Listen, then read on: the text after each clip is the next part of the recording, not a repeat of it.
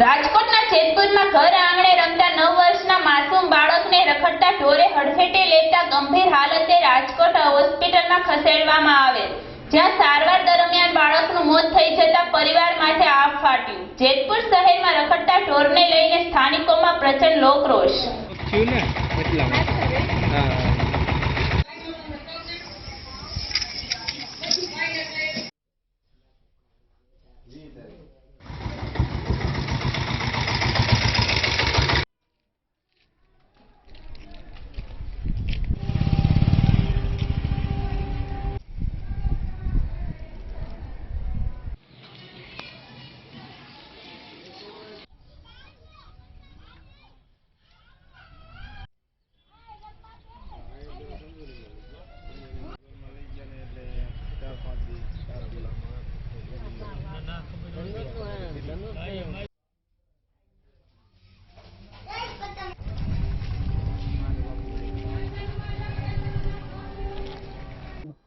મારું નામ ભાવેશ।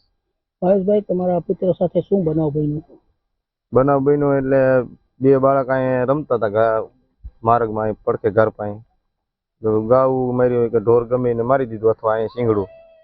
પછી 2 દી થયા તો અમે દવાખાને લઈ ગયા એટલે એને કીધું કે જુનાગઢ સરકારીમાં લઈ જાઓ। સરકારીમાં લઈ ગયા તો એક રાત રાખ્યો એટલે એને એમ કીધું કે આને રાજકોટ લઈ જાવ।